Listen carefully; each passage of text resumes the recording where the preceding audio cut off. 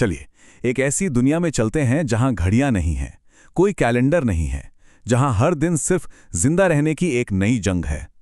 इस सफर में हम हादजा जनजाति की दुनिया को करीब से जानेंगे, जो हमारे हजारों साल पुराने अतीत की एक जीती जागती कहानी है। हादसा को अक्सर धरती पर मौजूद सबसे पुरानी और आदिम संस्कृतियों में से एक माना जाता है। और देखिए, ये कोई छोटा मोटा दावा नहीं है, ये उनकी जिंदगी का सच है। एक ऐसी जीवन शैली जो हजारों सालों से लगभग वैसी ही चली आ रही है। 50,000 साल।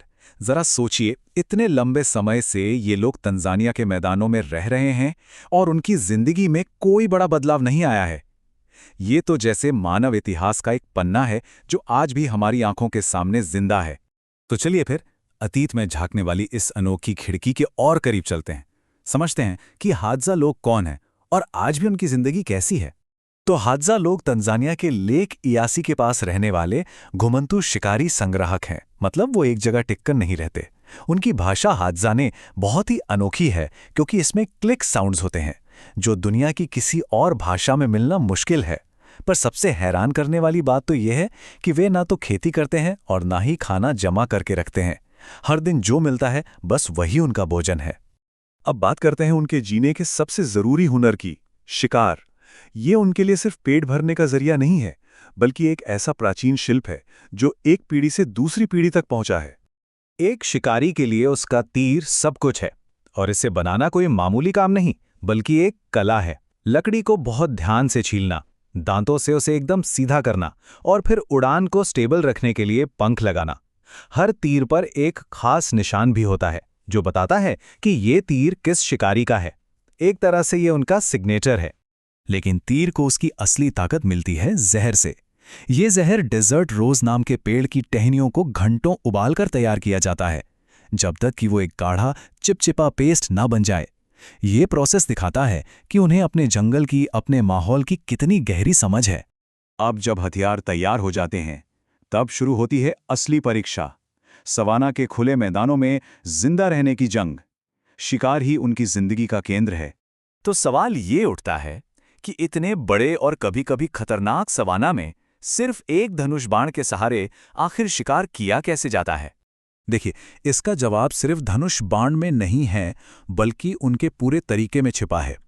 उनके धनुष पर हर सफल शिकार के बाद एक निशान बनाया जाता है। और हाँ, सबसे जरूरी, उनके शिकारी कुत्ते होते हैं जिन्हें वो अपनी आंखें और कान कहते हैं।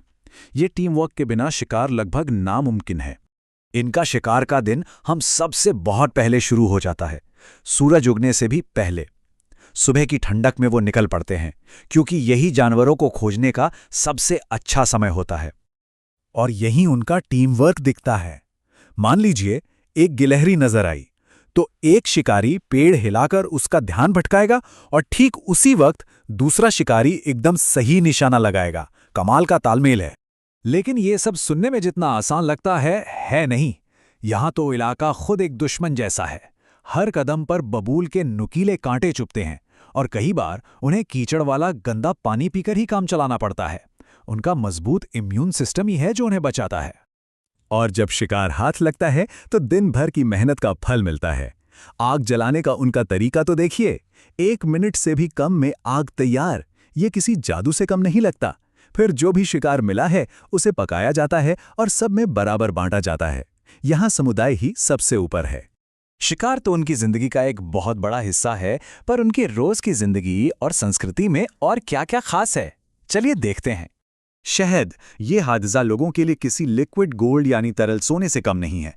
ये सिर्फ मीठा नहीं है, बल्कि उनकी एनर्जी और जरूरी पोषक तत्वों का सबसे बड़ा सोर्स है। इसी से उन्हें इस मुश्किल माहौल में ताकत मिलती है। उनका पूरा खाना पीना जंगल से ही आता है। यहाँ काम भी बटे हुए हैं। पुरुष शिकार करते हैं और शहद जमा करते हैं, जबकि महिलाएं जड़ें, कंद और फल इकट्ठा करती हैं। और यही बंटवारा उनकी कामयाबी का राज है।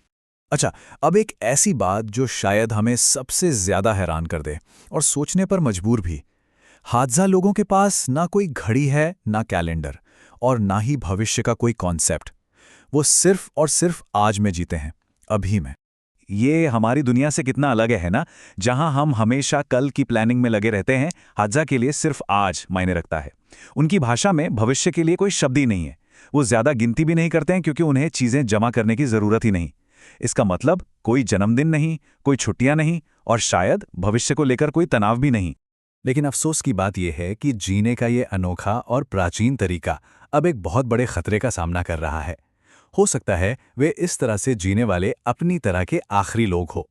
ये आंकड़ा सच में चौंकाने वाला है। पिछले सिर्फ 50 सालों में हादसा ने अपनी 90% जमीन खो दी है। खेती और पशुपालन के लिए जंगल काटे जा रहे हैं, जिस वजह से जानवर दूर चले गए हैं और हादसा के लिए शिकार करना और भी मुश्किल हो गया है। और इसीलिए ये बात बहुत मायने रखती है। वे हमारे पूर्वजों में से आखिरी हैं। वो हमें ये देखने का एक बेशकीमती मौका देते हैं कि हजारों साल पहले हमारे पूर्वज कैसे रहते थे, कैसे सोचते थे और कैसे सरवाइव करते थे। और ये सब हमें एक बहुत ही जरूरी सवाल पर ला के छोड़ देता है। जब हमारे अतीत को देखने वाली ये जीती जागती खिड़की हमेशा के लिए बंद हो जाती है, तो हम असल में क्या खो देते हैं? शायद सिर्फ एक जनजाति नहीं, बल्कि अपने इंसानियत का ही एक हिस्सा। इस पर सोचना बहुत जरूरी है।